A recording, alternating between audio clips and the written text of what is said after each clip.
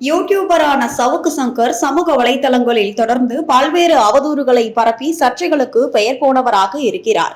குறிப்பாக திமுக அரசின் செயல்பாடுகளை விமர்சித்தும் போலீஸ் அதிகாரிகளை குற்றம் சாட்டியும் வீடியோ பதிவிட்டு வருவது வழக்கம்.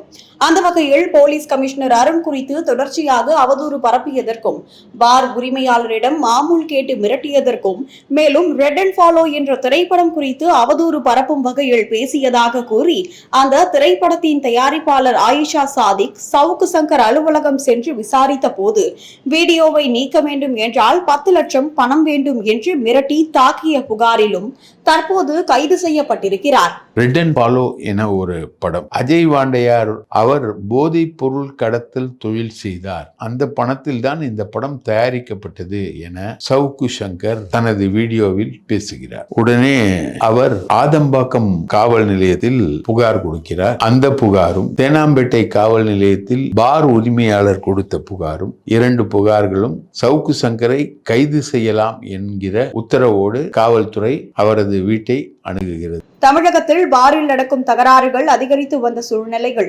புதிதாக பதவியேற்ற போலீஸ் கமிஷனர் அருண் பார் நடத்துவதற்கு பல கண்டிப்பான விதிமுறைகளை கொண்டு வந்திருந்தார். அதோடு இதற்கு மேல் புதிதாக எந்த பாரும் திறக்கக்கூடாது எனவும் உத்தரவிட்டிருந்தார்.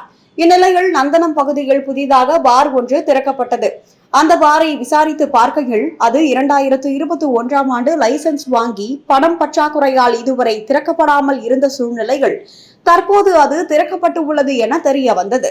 ஆனால் இதனை சவுக்கு சங்கர் இந்த பார் உயரதிகாரிகளுக்கு சொந்தமானது என்றும், அங்கு பல உயரதிகாரிகள் மாமூல் வாங்கி கொண்டு இருக்கிறார்கள் என்றும் தவறான செய்தியை பரப்பி வந்தார். அதோடு கமிஷனர் அருணை ஐஸ்கிரீம் என தொடர்ச்சியாக நகைப்போடு விமர்சித்து வந்ததும் கவனிக்கத்தக்கது. ஐஸ்கிரீம் அதிகாரி, இது எப்படி ஐஸ்கிரீம் தொடங்கியிருக்கிறார் நீ சொல்லுவ? ஐஸ்கிரீம் பினாமி. இதனை தொடர்ந்துதான் அந்த பார் உரிமையாளர் சவுக்கு சங்கரிடம் சென்று இது குறித்து பேசிய போது சவுக்கு சங்கர், நான் இதை பற்றி பேசாமல் இருக்க வேண்டும் என்றால் 10 லட்சம் ரூபாய் எனக்கு லஞ்சம் கொடுக்க வேண்டும் என்றும், மாதம் மாதம் நான் கேட்கும் சரக்குகளை தர வேண்டும் என்றும் விரட்டி இருக்கிறார். இதனை தொடர்ந்து அந்த பார் உரிமையாளர் சவுக்கு சங்கருக்கு முதலில் 90,000 ரூபாயும் பிறகு 4,000 ரூபாயும் ஜிபேயில் டிரான்ஸ்பர் செய்து இருக்கிறார். ஆனால் இதனை சவுக்கு சங்கர் இது யார் அனுப்பியது என்றே தெரியாது என தற்போது போலீஸ் விசாரணையில் மழுப்பி வருவதும் கவனிக்கத்தக்கது. அந்த 94,000 வந்தவுடனேயே அதனை திருப்பி அனுப்பி இருக்கலாம். ஆனால் அவர் அதை செய்யவில்லை. எனவே அது அவருக்கு வரவேண்டிய பணம் என்பதால் தான் திருப்பி அனுப்பவில்லை என்றும் பலரும் கூறி வருகின்றனர். இந்நிலையில் தான் சவுக்கு சங்கர் பார் உரிமையாளரை தொடர்ந்து மிரட்டியதால் அவர் தேனாம்பேட்டை காவல் நிலையத்தில் புகார் அளித்திருந்தார்.